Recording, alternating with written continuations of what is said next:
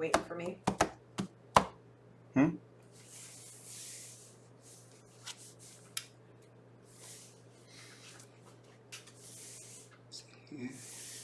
Here.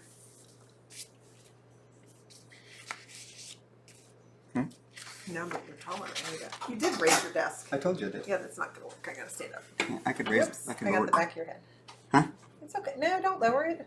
It's fine. You don't even know what you're doing. Lowering the desk. You know, I'm on live already. I know. It was showing the back of your head. Are you going to stand up for an hour? I always stand up for an hour. It won't hurt me.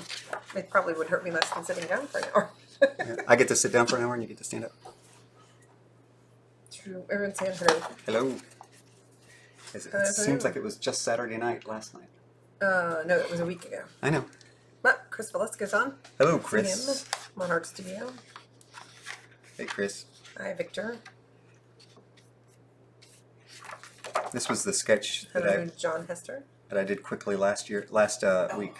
What? I have to look over there now to Yeah. this antique. I can't just. Well, I'll set it up when I'm done getting everything over to the other computer. This will be the monitor for that too. Okay. It'll be dual. So this was the sketch I did last week when I Yes. said something about loose sketching, Yes. and then I did. This was the like a 3D kind of fleshing out of that particular kind of Yes. character, where I started, just imagining the forms as real things, Yeah, and so tonight you're going to. I'm just going to draw it. Magically draw it. Magically? And, yes. Yeah. I'm going to redraw it again tonight with, More intention. more information and more intention, right? So that was the sketch. yeah, not that Does that show up on the page? I think it does. Yeah, it does. That was the sketch. And there's your 3D thingy. Yeah, which I sculpted in ZBrush. Right. And used one of the new non-photo renders that they have in the 2019 update. ZBrush. Yeah. Gotcha. So Hello, Joe Beth. Hello to everybody. so my intention isn't to adhere to this, straightforward. The dog's trying to come in again. So Yes, we will be at Monster Palooza. Palooza, Monster yeah. Palooza. Yes. Palooza? Chris asked. yeah, She's got him. does she? Okay. We have a little puppy that likes to They get all involved. know that. They know that. They've been here. Some for people do. longer. Most people do. Nobody new comes. No, I'm sorry. There's some really long nails. Yes. What, his toenails? Yes. Yeah. Probably not yours. My toenails are pretty long. No. We don't need it. Actually, back a long time ago, when my job was when I was selling shoes, a woman came into the store, and I remember her name. I won't say her name, just in case she's still out there somewhere. Yeah, But yes. she took Good off call. her socks and her shoes, and she had hooked toenails that were not that long, but about a quarter of that long. They were about this Ooh, long. That's pretty long. Yeah, and they curled all the way around her foot like this. Oh. She was an older woman. Chris said we have to come over to his house. Well, that's usually the goal of Monster Palooza, is to get to Chris's house and look at all the art. So Hello, Clarence and Aaron. that would be awesome. That would be awesome. So, I actually did 2 or 3 different iterations of this guy too, when I was playing with it, and have a more fully rendered, sculpted version of him already. Is he going to have any arms, or are we going to go armless? Or you just left it like that That's just because? you shouldn't even ask that question. I was. Is he going to have arms? I love you. Is he going to have arms? I love you. Why am I trying? Like I was I know. trying to give I don't people an know- idea. I don't know these things forgot that. before. I should know that. He doesn't know if he's going to have arms or a head. Right now, he's got a knobby. Well, sort of. Yeah. Yeah, it's totally like a nubby thing. So. That is ZBrush, yes. Correct. So I was thinking about this Someone because asked if it was ZBrush. it is, and I was thinking about what people could use if you don't want to jump in and buy ZBrush, which is not that cheap to buy, or but you can get something that Daz 3D has a figure maker poser thing that's free. Right. All right, and with that and the free version of ZBrush, which is Sculptress, you can go a whole long way into making reference for yourself. Oh wait, look at us. What? Oh, I have new glasses. He got us new glasses. Yeah, He's I so don't have happy. my Franken glasses anymore. I had them make the bifocals higher up so that I could see easier in a wider plane of vision. Yay, he has glasses. Mudbox is also just $10 a month, someone said. Oh yeah, a lot of them do subscriptions now. Mudbox I actually used to have Mudbox too, and I think its interface is a little more like the standard 3D packages, whereas ZBrush has like a completely different interface than like Maya and all the rest of them. Uh, and Mudbox can do some pretty amazing things too. I've seen people do just as beautiful stuff come out of that program. I am not inputting in this conversation at all But since I don't know anything about but this. I know Sculptress is free, Blender is free, Daz 3D is free. It comes with characters also that you Right. can pose. And So- this is just stuff that I sometimes use to visualize things if like I'm bored doing it the way that I was doing it before. It's usually just because I want to see something in a different way, or I want some specific light, on a piece, and I want to see what this abstract shape looks like with realistic light. Uh, it just depends on my mood, because 80% of the time, probably 60 to 80% of the time, I'll just think my way through it. Right. But it's sometimes fun to work in these other medium, because uh, I do some of this. I did a lot of 3D stuff for some of the concept work that I've been doing, Right. and it's just it's always fun for me to dig into it, because well, to be honest, it's I have the stuff for traditional sculpting as well. It's just that with the ZBrush stuff, I can jump in and jump out of it, and I don't have to worry about clean up or move things around or change anything. I got you. Right? I want to do traditional sculpting too, but that's just a little bit more planning. Whereas, How do you, let's see, beautiful work. oh, thank you. How do you draw so well? I hope to draw like you one day. It's just because I do it a lot. You do anything a lot, and you'll get better at it. It doesn't, it's kind of a universal thing. I think there's very few things that respond negatively to practice, except for like Russian roulette. Uh, Oh, you, God, you don't want to practice that, because you're either good at it or you're gone. But I'm being smart. But yeah, it's just I do a lot of it, and it's one of the things I enjoy doing. So for me, I don't like pay so much attention to how long I do something in terms of practice. Right. I do it because I guess you could say, I've taught myself to just like doing it without boundaries, Right. which is one of the reasons why I don't do things and say this is how long it took me, because to me it's not. In the end, the image is more important than how long it took. There are definitely places and times when you can't spend time on something, Right. but in terms of my own personal work, if people either like it or they don't, and the people who usually invest in such things or want to either buy it or appreciate it, they don't really care how long it took. Right. It's not really something that plays into my everyday. It's when I'm doing concept stuff, though. Yeah, that definitely. John Hester says I have a special pair of glasses with just the bifocal lens for drawing. Don't you have some? I do too. Yeah, I do too. I don't wear them all the time, because I forget to have them on, and then I go in to walk into some other room and can't see anything from a distance, and then I get lost. Corpus Palmera says this is the only live stream I've been interested in watching. Oh, well, that's very kind. I appreciate it, and I do. I appreciate everybody that comes and hangs out, and if you get anything from it, that's great. That's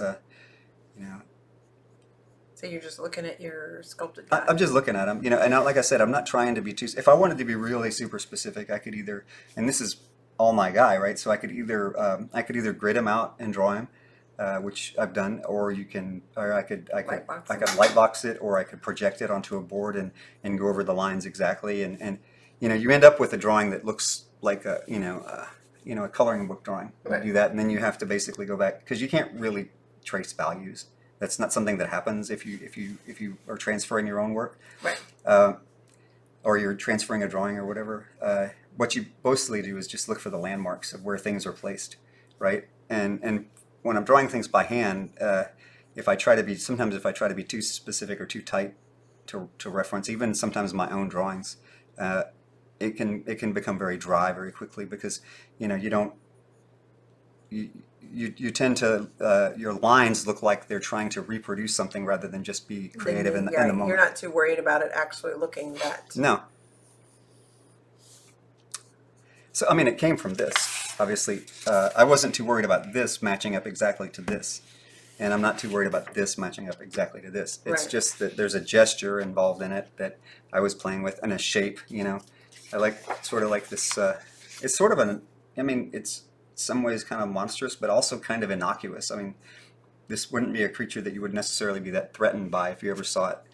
You haven't got to his arm yet. Well, because and that's part of. I think that's part of the reasons why they don't have arms is because it diminishes the threat, so to speak, visually. It makes them more of a. I don't know. They look more tragic to me, more like bound to some kind of servitude in a way, because they obviously to me have a function, but they're diminished in some capacity. How do you keep the pencil work from smudging? You don't. I don't. Sometimes it smudges a lot, and I just go with it. But I use kneaded erasers a lot too, and I just got to a point where I don't mind the smudges too much, because even if it smudges, um, the level of the value of where it smudges is always probably going to be lighter than what I'm going to draw over it anyway. So it's not that big. And if I don't want to smudge, I have this thing. It's like a maul stick for painting, and I keep my hand above it like this, and this just has a rail on the top and the bottom. There you go. It's just a standard maul stick for painting that I use for drawing too. I guess it's not standard because most maul sticks are round, and that I don't like because it hurts my hand. And I like something I could rest my arm on like this and just move my fingers basically. Mm-hmm. So, Very cool. and I also raised my desk. The reason my desk is raised up is so I could stand up when I work. Because I go through periods where I'll sit for a long time, and sitting is like the new not the thing you're not supposed to do. Right. Very much. I guess it's probably always been that way. It's been more in the news lately, and so I try to stand up when I work. Half the night or so. So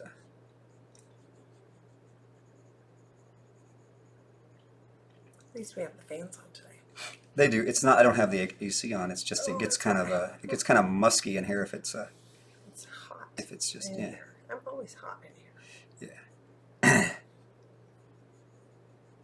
There's a bunch of stuff on your floor this week. Yeah, I can't see some of it this. you can't show. Okay. Yeah, most of it is okay, I think. You could pretty much, I think pretty much most of it. It's kind of trashed. I haven't cleaned up after I did all the concept stuff. It's trashed. And we're getting ready for a show, so it's trashed. Well, we're getting ready for Monster. Monster Release. I have to pack everything this week. Oh wait, first I have to frame it all. I'm gonna be busy tomorrow. So yeah, and Hellboy is coming out on April 12th. Yes. And I'll have some actual Hellboy art that I did for the concept art that I did there at Monster. That is true, yes. We found some pencil pieces you did. So, Drawings, full drawings too. yeah. And then we'll be able to show them So. after that.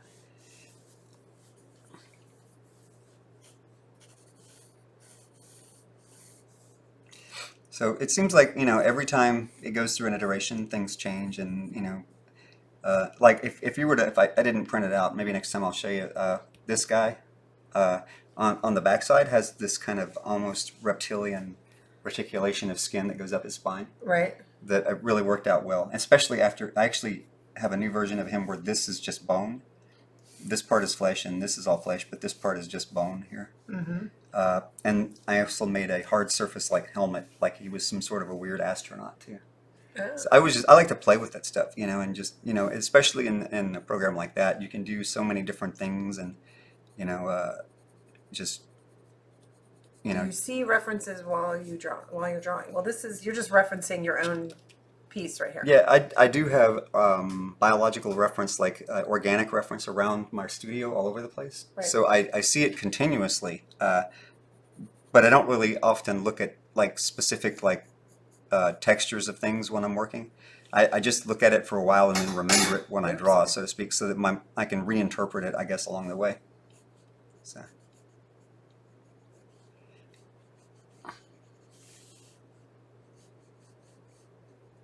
Sorry, I had to hide the video from someone because they wouldn't shut up. Oh. I don't know what they were saying, and now I can't see all their stuff. So What does that mean? I don't know. They just kept call me, call. Maybe I misinterpreted, but that's okay. So You that's can watch it tomorrow. How do you keep the? Whoops, let me get up here. Do you recommend any fixative for graphite? I don't have a specific brand. Most of the workable fixatives and the matte fixatives that used I mean, I've used all the different brands, and they all seem to work pretty much the same. I mean, some of them have slightly more odor or less odor than the others. That reminds me, though, that somebody last week did ask if there was a graphite powder. Was it last week or the week before? Yeah, it was last week. If there was a graphite powder I favored, and I went back and started isolating the powder and trying it, and I found out that the General's powder, which is typically General's materials are inexpensive, but the General's powder is it worked better for what I'm doing than the Cretacolor powder did. I was a little bit surprised. Cretacolor is also very, it's a very good brand of just about everything they make is just, usually pretty good. But the General's powder is darker pigment and seemed to flow better on the board. Ah. So that was kind of a surprise. Okay, so the Generals is what you like. Yeah. How do you sharpen your pencils to get it to be so long? What is that? Okay, this is weird because this came from, I got a pencil sharpener for Christmas that was an electric one, and I don't normally use electric ones, but Vicki got it for me because it actually makes a long flat point, flat end that is more for writing, but it tapers the lead like out to about right here. And then I just sharpen it on a piece of paper or on a piece of sandpaper to get it to a further point. Here's your sandpaper. So I have this thing here that I'll sit here and do this with. It's just a piece of fine sandpaper wrapped around a tube, and I'll do this to get a sharp point when I'm working on something like this, because hand sharpeners don't sharpen to a point like this. Pick it up and show the other video. What, this? Yeah. That's actually the bottom of one of our printer things. Well, the tube is from some print paper, right? That I just cut off. It was what the paper was wrapped around, and this is that automotive sandpaper, that super fine automotive grip. Oh, really? That I just tape around Whoa, it. that is really fine. And the reason I like it on a curved surface is because I can move my pencil across it like that, and it moves. Yeah, I don't. Yeah, you can see it. Okay. And the way, because if I do it like this, and it's on a curved surface, it doesn't push the tip against the edge of the paper, and it doesn't break it as much. So when you're trying to get really super sharp points, they break a lot. But the thing is that sometimes you need them, sometimes you don't. But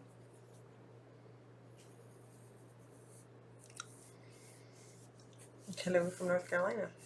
hello, North Carolina. I have both lived in North and South Carolina at different points in my life. You did? Yeah. Not for long. I mean, but there was, I've lived in a lot of places not very long.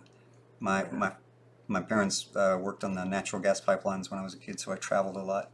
I am a ZBrush artist, and drawing has really helped me understand a lot about silhouette and details. A lot about silhouette and details. Oh, I agree, and I think it's always good if you sculpt, if you also draw. I know a lot of sculptors who don't actually draw very much at all. They just do it. Yeah, and that's to me is like, I don't even understand, because I would have to look at something and at least design it before I start, or at least have some idea of it. But like I have many friends who sculpt who have they don't really even pick up pencils. But for me, I think it's really valuable because I sort of draw in a dimensional way. And you're really, I guess you're not a sculptor, but Well, no, I mean, the stuff that I have sculpted for film and stuff has been all concept stuff, so it hasn't been for production. Like, I'm not going to say that when I make a model like this, that it's like clean for production, like perfect polys and all that, because my models tend to end up being like 10 times the size they need to be because I sculpt, because I go to detail really quickly. Oops. So I end up with like 20 and 30 million poly sculpts. Yeah, someone asked when last Sunday I posted up your digital, some digital stuff you were doing. Yeah. For a piece you're thinking about. Yeah. Just sketching and you were telling me the sequence that you do. You'll draw something. Usually I'll draw something and then I'll go into ZBrush.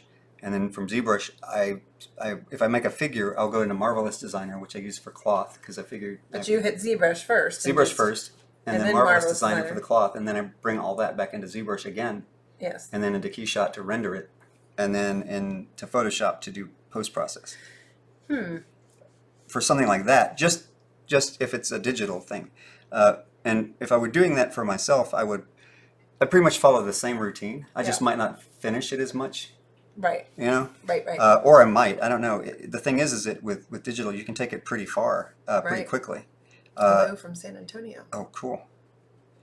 Uh, and it's one of those things that if you like doing traditional work like I do, one of the things that I think is interesting about being at a time when digital is so available and so prevalent is that you can use it to do studies that Mm-hmm. sometimes people nowadays, because of the timeline most people have, they'll skip over it. They'll skip over like doing multiple studies of a head or doing but with digital it makes it a lot easier to, like, say, if I want to sculpt a base shape, like this shape was easy to get to. I mean, I started with the Z spheres, and I had the basic shape of this guy like really quickly, like within an hour or two.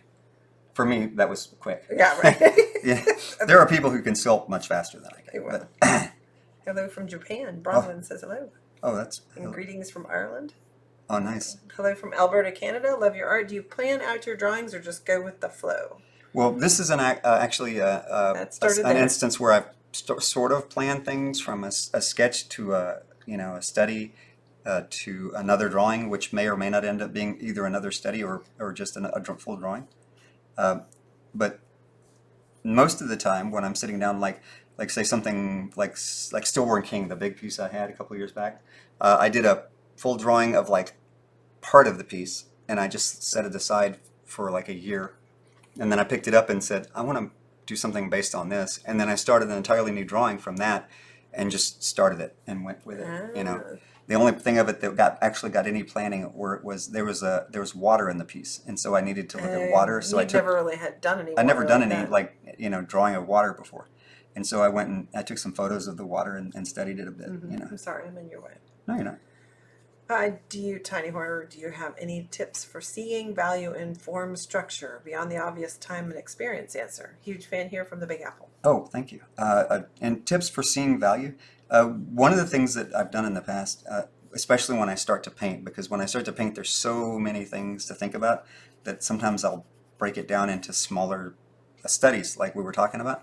Is I'll use a value. I'll sit down and make a value chart. Like a value scale of 10, the 0 to 100% value, and you can put In like black and white. in black and white, and then you put like little holes over them, and I can go and look through those holes and see what values match up to which where the value is on that chart. You put holes in the value Yeah, chart. I'll use Say like it's a hole on a punch. separate piece Yeah, of it's just paper. a piece of paper I print out with values on it, and then as I'm painting, it's fast enough to stick something up, and like even if it's next to a color, if you put a value next to something and squint your eyes, you can see if it merges together and is the same value or not. But say, maybe he's talking about this, I don't know, but like you just looked at this part over here.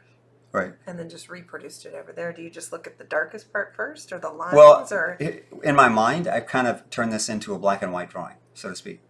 So I look at this and I see, like, okay, there are definite. You could if you got rid of all the middle values, I think it would still kind of almost work, because there's a lot of cool black shapes that would, if you squint your eyes, you can see what I'm talking about.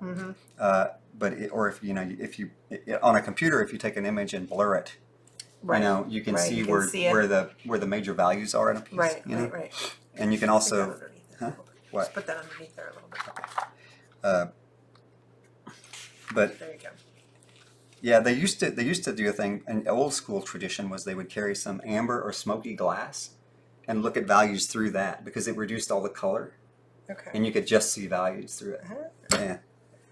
But you're going to look at the dark spots and work with Yeah, the dark things. so I do this thing where, like, I'm compartmentalizing. So this shape under the rib here is dark, and it is a value. It's a gradation to the top part.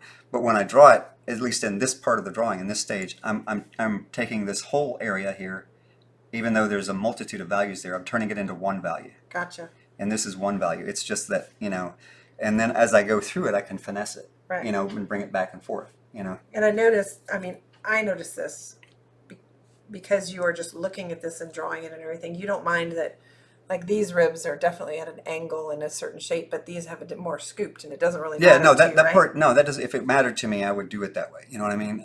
Right. And I might change these at some point, or I But might. you're getting the Yeah. shapes in there, the basic shapes in there, Yeah, lightly. the thing that way. that makes a police. A thing that makes a piece believable is sort of an aggregation of light, like where the shadows fall, or an aggregation of shadow, I guess you could say. So this thing, the thing that gives it shape, is just the dark, where all the darkness wraps around it. So as long as I have an idea of where that goes, it doesn't have to be 100%, but as long as I can find areas in here and make it stick out, we call it making it. I call it making a bump where the where it starts to look dimensional. Then you can take really abstract, stylized things and make them look believably real in an environment. There's actually a guy named, I think his name's Dunn on Instagram, who does like humanoid type shapes and different shapes made of primitive like circles and things, but he puts 100% like realistic shadowing on it. Like he's drawing a still life with spheres and cones and things. But he does like he makes like humanoid figures and different figures that are distorted, but the shadow is real. Perfect. So Yeah. it gives you that weird Yeah. illusion. You're saying nice tips, fantastic idea. Hello from Australia and from Brazil. Oh, nice. 2 different people, obviously. Yeah. The pencil he is using is Tombow Mono 100. Yeah. 6B. 6B. Super soft 6B. That artist, do you think it's Dunn? Dunn? I think it is. I'd have to look if it's. You know what? We'll figure out a way. We'll share him or something if I'm wrong. But I think he's on Instagram, and he does, like I say, he does these very beautifully rendered paintings. I think most of the time they're paintings or drawings, Right. And they're all black and white. I don't think he does much color, but they're very simple, primitive shapes. Like if it were a human, it would be all almost cones and spheres. Right. It's not quite that simple, but then all of the light's actually done in a very Well, we'll have to find it. dramatic Maybe way. we'll throw it up next Yeah. Friday for inspiration. Yeah. What do you say? Let's see. Oh, shoot. Sorry. I have to put my glasses on, you guys. I don't have new glasses yet. What do you say about using just 3 values to make studies for beginner practice? Do you recommend trying all ranges of values? Well, I think that when you start out, if you reduce things into those 3 values, that's fine, and that's a good way of looking at the compartmentalization I was talking about. Just so long as Because really, you have 2 or 3 values here right now in that one, right? Well, And I you do. just- I mean, the thing is that but when they talk about it, they're like, I'm using, like I said, I'm using all of there's a shadow value, a midtone, and a highlight, right? And I know that there are people that like, I've seen there's an instructional thing I've seen where they take the actual figure would be rendered in 2 values, and then the exterior around it would be the 3rd value, in the composition. Okay. But on a figure like this, that's almost kind of what I did with this particular kind of render here, is reduced the value range, because this is one of those non-photo render from ZBrush, and so it sort of stylizes the light a bit. Mm-hmm. So you see how specular and reflective these light highlights are. Right. In the actual piece, it wasn't quite that that sharp. Mm-hmm. But no, it's a good practice. It's a good way to practice it. I mean, there's some beautiful work that's done entirely in that manner. Mm-hmm.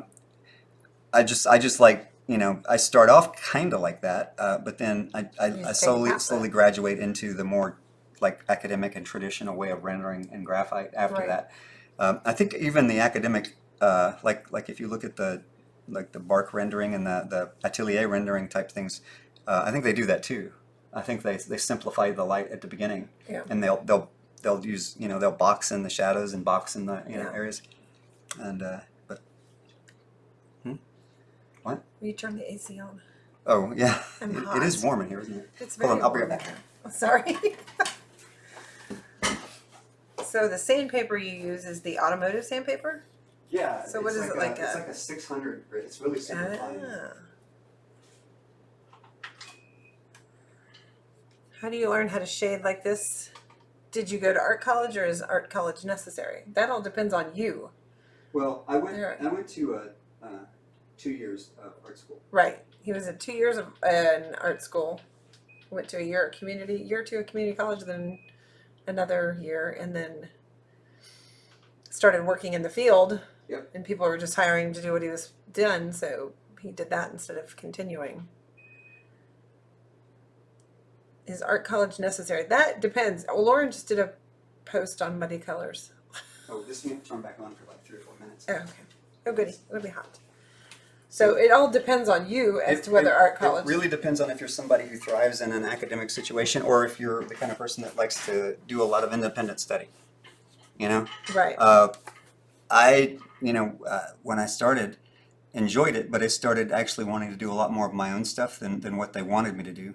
And so I ended up leaving college because I had a particular teacher that said that, because I'm already doing the kind of work I want to do and I was getting work doing it, he said, why don't you just go do that, because nobody's really ever going to ask you where you went to school if they like your portfolio, Right. and In if they the don't job- like your in the- portfolio, where you went to school isn't going to matter anyway. Right. In the job that. In the jobs that I would. Right. would I like. mean, you're not like trying to teach at a college or Right, anything. right. Right. I didn't really plan for getting any sort of a teaching certificate or requirement for that. Which actually the thing was is that, and I did notice that most of the people that I was in school with were there to get to be able to eventually teach, and I knew that that wasn't what I wanted to do. And I was in a liberal arts school. If I had it to do over, I might actually go to an atelier. Yeah, really specified or school. really a designated art school.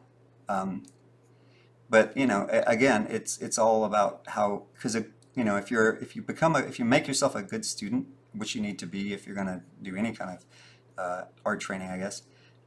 You can be a good student, at a school, and you can be a good student on your own. Oh. And if you don't have the money to go to school, that will definitely not hinder you. It won't stop you in the least. If you have the money to go to school, then that's a great thing to take advantage of. Yeah. What I'm saying is there's not a cut and dried answer to is art school worth it. No. Just like Lauren said, it's really dependent on what you Right. get out of it. There and are what some, connections you make and Yeah. things you do in art school. And all right, I have to say this comment.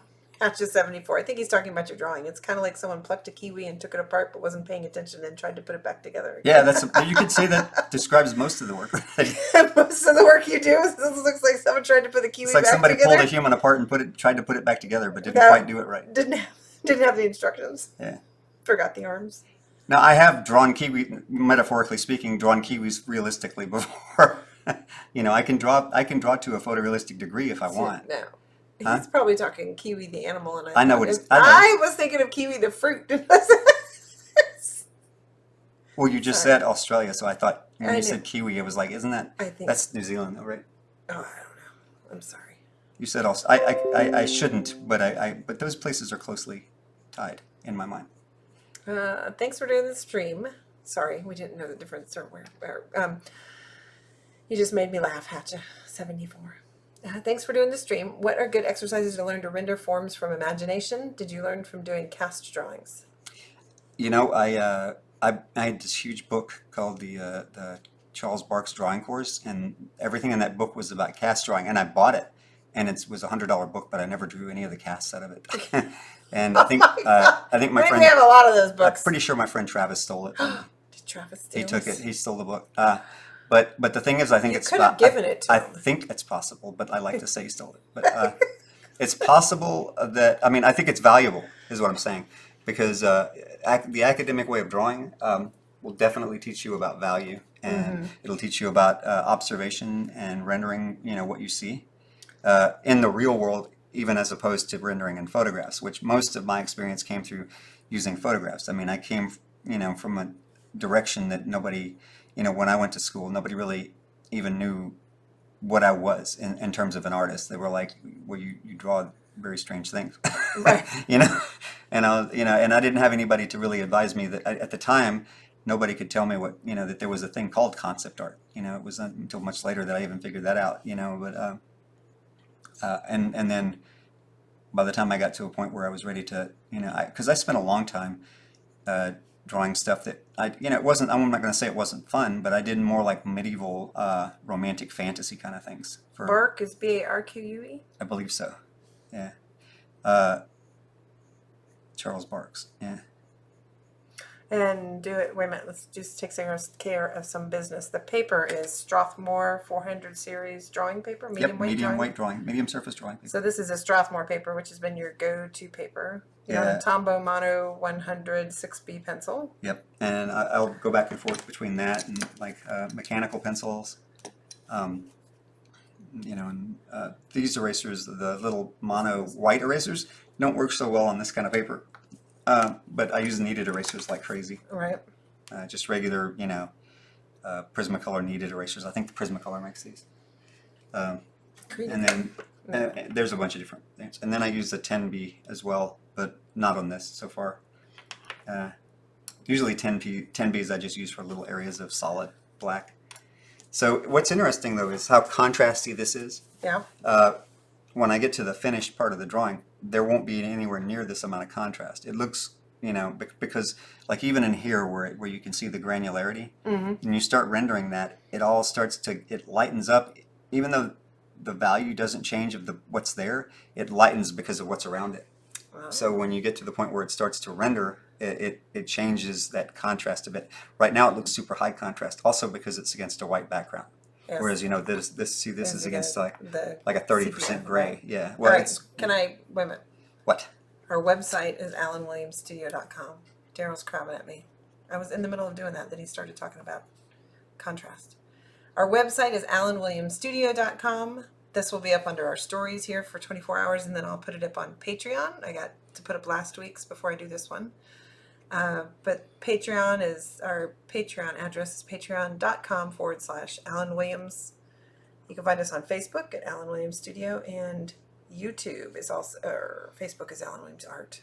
I gotta make everything the same. YouTube is also at youtube.com/Alan Williams Studio.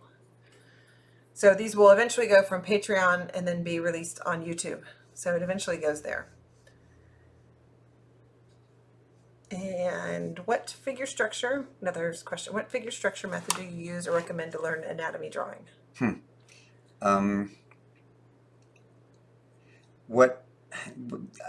way that I guess you could say the way that I approached anatomy was just by finding as many different photographs of bodies that I like to draw, and I drew them.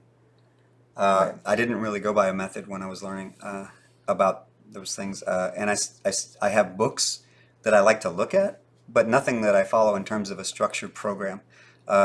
This is one of those things that's kind of, I learned it because I wanted to draw it, and I just started drawing it where I could find what I wanted to draw. So to be straight up honest, when I was young, I would find Playboys and draw female figures from Playboys, and I would draw,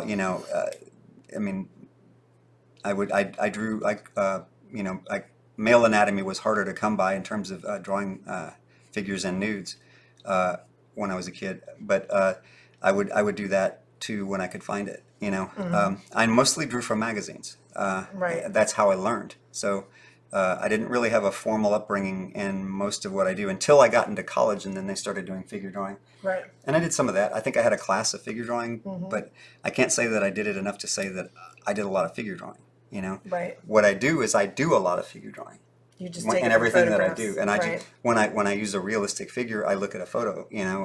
But I have to say, and then I'll get back to people's questions and stuff, that I know that when you take photographs, sometimes you'll look at me and you'll tell me that the camera and the photo will skew sometimes, and it'll look weird if you reproduce it exactly. Right. So you do alter. There are times when you notice and you look the focal length of the lens or whatever will alter the physiology of the person you're photographing. So you have to take that into account if you unless you want it in the piece, you have to account for it. Right. All right, we are halfway over. Just to let you know. Cool. Hatcha also said he's laughing because he couldn't tell where I got fruit, but fruit it's from just kiwi. where my brain was. I don't know why. Well, because kiwi's a fruit, right? Well, yeah, but But you it's also guys totally understood what he was saying. I did, just instantly went, how does that take about the fruit? And then I was like, oh, no, wait, there's a bird. That's right. I mean, that's weird, I know to say that, but that's the way that I learned is I just didn't have access to anything else really when I was doing it. So, and I actually I met this kid, we moved up north, and I believe his name was John Sagasaur. Yeah. That was his name, and he was the best drawer that I knew at the time. Drawer. He was the best artist I knew at the time, and this was like in like The 80s. well, it was before, like just beginning into high school, and he his mother was a nurse, and she was very pragmatic about the human body, and uh, she bought him magazines to draw from, and they were as long as they were like something like Playboy, she didn't mind buying them for him, and uh, and that's all he did, and he drew the most beautiful, realistic figures that I'd seen up to that point. Oh, wow. Yeah, and that's kind of what was where I learned how to do that was from him. And I don't even know if he's an artist anymore. I've not heard from him and heard of him in years. Um, and I didn't really know him for that long there. I just knew that he was like somebody that could draw better than I could when I was in Right. high school, All right. or and starting in high school. Gone on the John says, do you ever do meth? Then he said, wait, he meant, do you ever do mech? Mech. No, Yeah, you don't do mech. I haven't drawn any mech, but I've been playing with hard surface sculpting and ZBrush. It's something that I've been playing with the idea of doing because I haven't done any of it, and I want to see what I would do with it. Yeah. So I find it interesting and fun. I like it. Of course, the whole organic thing about drawing curved and organic lines. It can be counterintuitive to drawing technology and hard surface stuff. Right. But obviously, people do it because there's so much beautiful stuff out there being done. Right. So. All right, we have another question. Let me see if we can interpret it. Vindicate Art Life asked, how much interfering the quality of the paper is on the quality of the drawing? It depends a lot on the paper, I think. You can. How much is this? I think he's talking about the tooth of the paper. Yeah, I got it. That's Right. what I'm. Yeah, the paper. It depends on what you want. If you want a good tooth, you either have to find a paper that has good texture, or you have to be able to create the texture by hand. It takes far longer to do it by hand than to find a paper with a good texture. So one of the reasons I use the Strathmore paper is because it has a good. Just show the front of it. It has a very good tooth for the kind of drawing that I do. Oh, there's one. Yeah, there you go. There. That's the front. It's just this kind of paper. It's It's just the medium surface 400 series drawing paper. It has a good tooth. If you can buy this pad, and this side has a good tooth, and if you don't want the tooth, you can flip it over to this side, which is a little bit smoother. Ah, okay. So yeah, and I learned that from Wayne Barlow, by the way. Oh, really? Yeah, because You he never likes thought you were like, oh, Yeah. oh, I could just use the, Yeah. stick that underneath Yeah. it. So I can slide onto the other. Here, there we go. I actually made myself a cup of green tea tonight, but then I broke my cup just before. Oh, yeah. It was on the cleaver. Hello, are Photoshop skills required in the industry or other software? You need somehow to be able to get your work to the person, unless you live close to them. So I would say you need something. Well, they want it all by Yeah. computer anyway. Most They of the don't time they you- want the digital file. They don't really want the original anymore. And I would say something like Photoshop. I'm sure there's some free. There are free versions of stuff like that out there. But something that will allow you to get your work into the computer. You need if you're doing drawings, you need a scanner, or you know how to piece together photographs really well, digital photos. But yeah, I'd say that in terms of being an artist in the industry, unless you live somewhere, or unless you have a deal with people and you understand and they understand your timelines, there's still people that turn in paintings for Not artwork, very but often, it's though. not very often. Yeah. They would prefer they would not to hand the giant painting to Yep. them. Yeah, most of the time they don't even with concept art they don't care about the original drawing in the least. Except that you're not Except allowed to that you show can't show anybody, until the movie comes out or whatever. They only usually want digital asset at the end of it. I get to do a lot of drawing when I do concept work if I want. I've never, but I still have to scan it in and send them the digital file. That's how they review it. And Yeah. you happen to work when you do work in concept. Yeah. You happen to work with some other programs and everything too. Yeah, I mean, I work with, Sketchbook Pro, and like I said, I do some 3D stuff, but I do a lot of drawing as well. And then I'll scan it in. It doesn't have to be super high resolution, though. It doesn't have to be a fine art scan for that kind of work. If you're doing stuff for publishing, You need to give them, usually you need to give them twice the size of the published thing and about 300 DPI. So if it's a book cover, it needs to be probably at least 9 by 12 and at 300 DPI, if not a little bit bigger. Okay. So, I mean, and different people have different requirements. Yeah. Black and Rubin, it said, man, I just admire your command and invention of form and anatomy. Truly inspiring. Oh, that's very kind. Thank you. Josiah Drummer asked, I'm awed by your work. How should I practice? The best thing to do is to just do a little bit every day. It doesn't have to be a long time. Just sit down and play with a pencil until you get a shape that you enjoy, and then follow it. And understand you'll be frustrated. And the thing is, don't worry about it being good. Don't ever worry about it being good. Just, enjoy what you're doing at first. And don't start off practicing thinking that you have to be, it's the same thing that I tell my kids. I mean, you have to be brave enough to suck at it, in order to be good at it. And because it's very few people that can start out of the gate, and right. and be great at everything that they do. I mean, I didn't. I mean, the stuff, if you saw the drawings that I did when I was a kid, they would look very much like the same drawings everybody else does. And I've shown my daughter, the stuff that I did when I was her age. I mean, and in a lot of ways doesn't look as good as what she does. It's just, it's a matter of sticking to it. And, a lot is made of the 10,000 hours. When they say, if you do something for 10,000 hours, that's how long it takes to be a pro. But the people have, I think, sometimes misinterpreted that to mean that once you become a pro, you have to, you don't have to do that thing anymore. But the thing is that that's how long it takes to get to a professional level. You never stop doing that thing. No. It takes, they say if it takes 10,000 hours of drawing, which is just it's just their, it's their qualification of the data that they had from this particular test survey thing. You don't ever really stop drawing if you're an artist. Right. You don't stop practicing. In fact, I almost look at every piece of art that I do when I'm doing painting as if it's an underpainting, because that way I can always say if it screws up, I can just paint on top of it. If the drawing messes up, I can just erase it. Right. You know what I mean? Right. It's all underdrawing. It's all underpainting until it's done. Right. And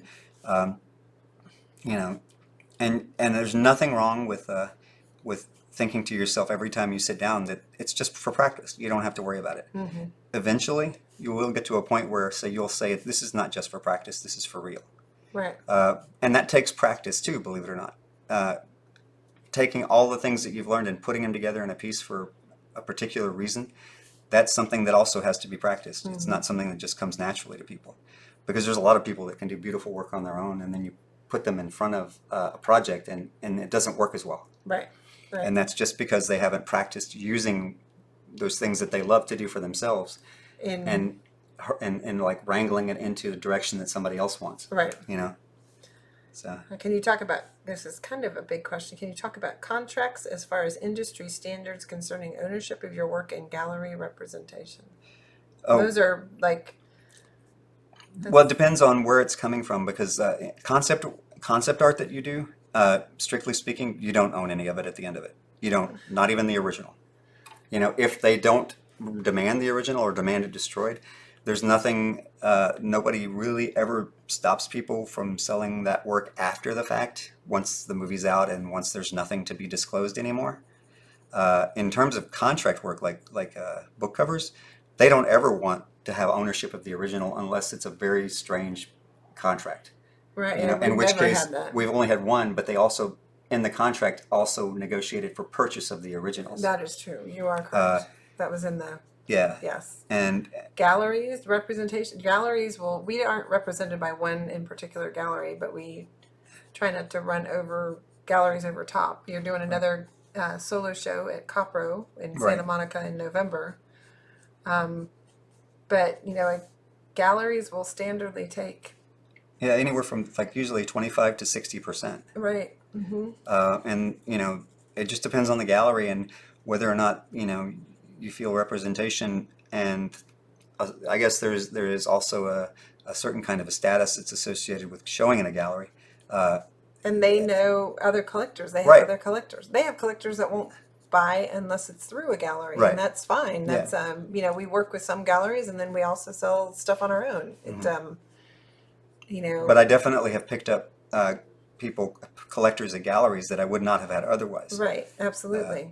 You know, and I think it's still, you know, uh, worth doing. And galleries, you know, they can also motivate you because what they want is, you know, usually it's either you're part of a, you know, a group show or if you're doing a solo show, it's interesting because you have all this energy you have to pour into something that's basically going to have its, you know, this culmination over a couple of nights, Mm.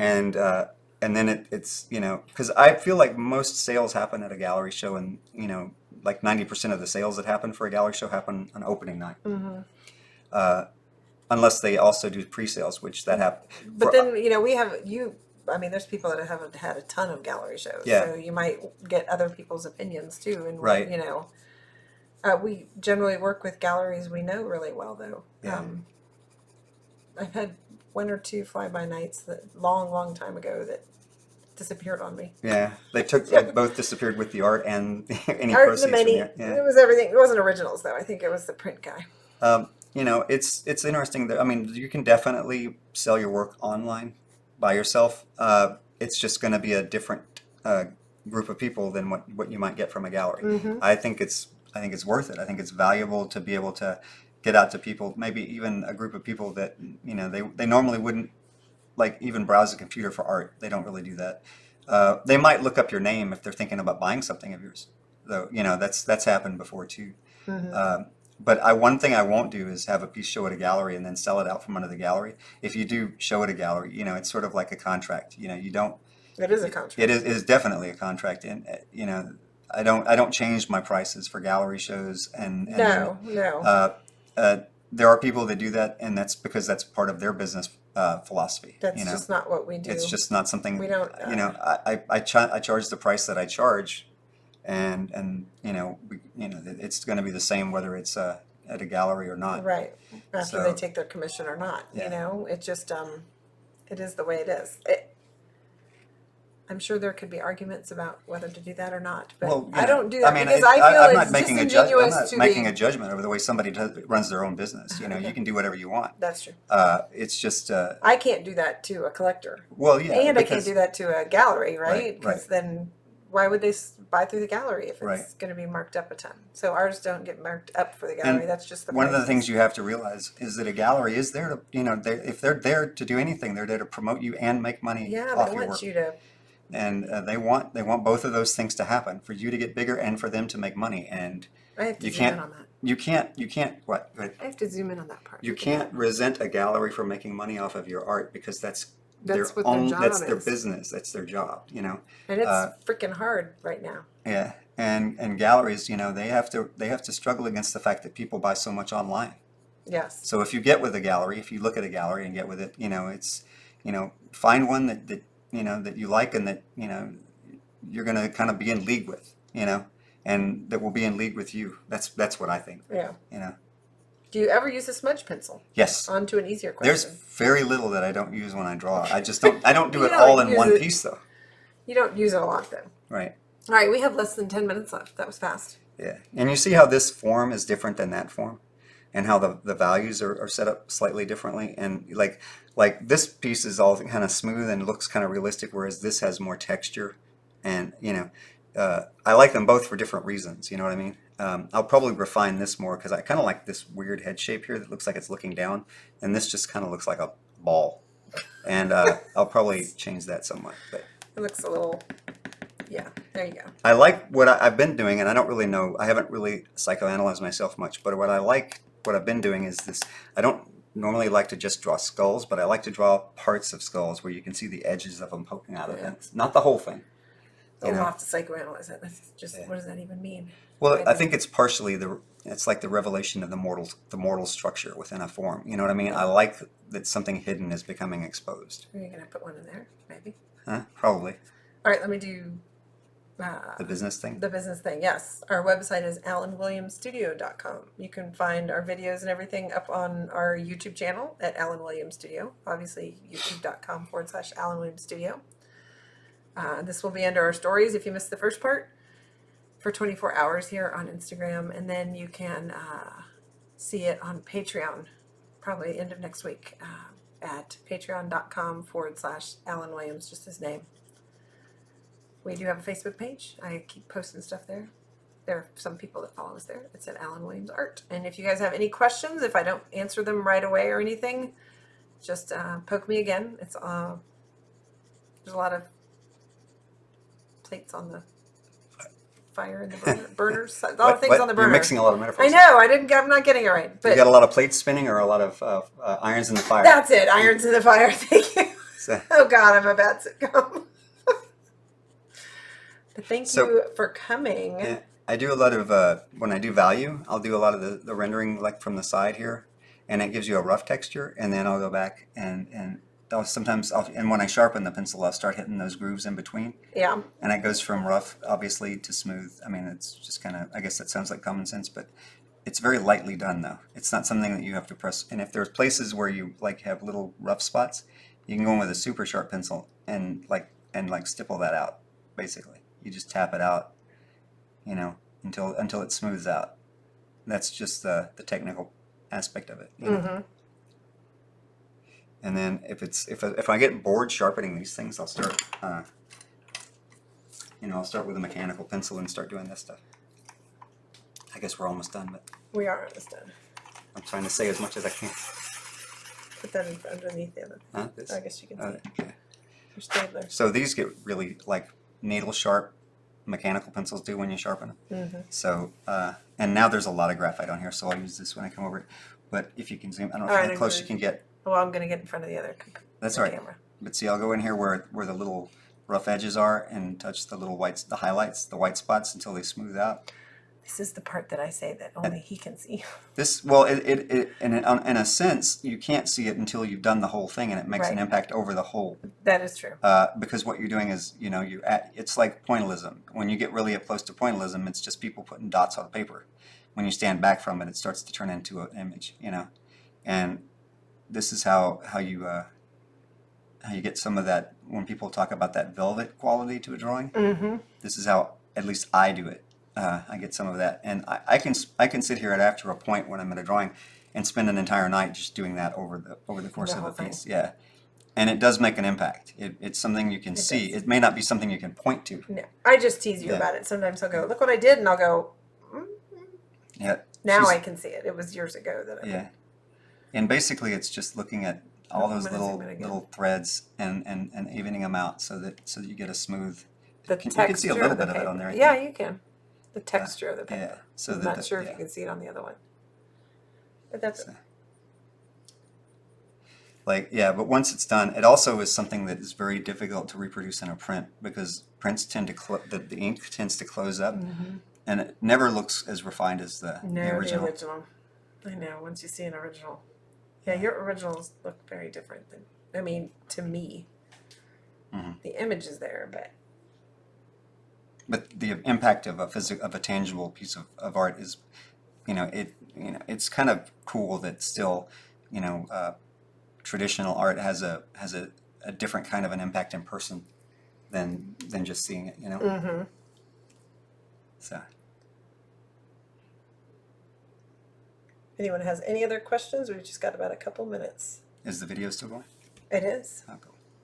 They can still hear us. Oh, good. It's just they're all listening and not saying anything. Oh. Unless they are, which we can't see. It could be That's frozen. It's all right. It's still going. So, but if you're asking questions, we can't see. So, I mean, this is obviously an hour's worth of drawing at the speed we were drawing here. That's pretty good. Hour. Do you go faster when you're in front of the camera? I do, because I'll slow down and think about things a little bit more deliberately when I'm doing it on my, by myself. Like I said, I always make different decisions when I'm in front of people than I do when I'm by myself. That's because I can't hear the voices as well. All right. Apparently, people are asking questions, but mine stopped. Our video feed did that thing where we can't see anybody's comments I've got anymore. a little thumbs up and a wavy hand, and that's it. So if you are asking questions, you can. Sorry that we can't see it right now. Right. Exactly. Yeah. I'll have to try this on mine at some point and see if it does the same thing. I don't think it has anything to do with my phone. Really? He thinks your phone won't shoot pictures the way mine does. that's because you put a thingy in there. I don't remember ever doing that. I don't remember ever doing that.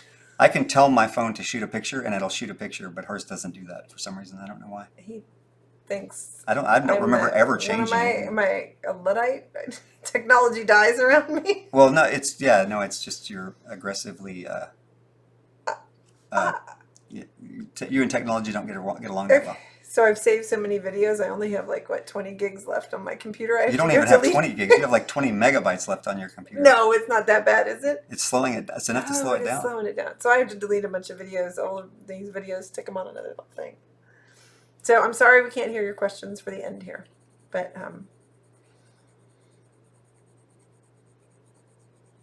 that's okay.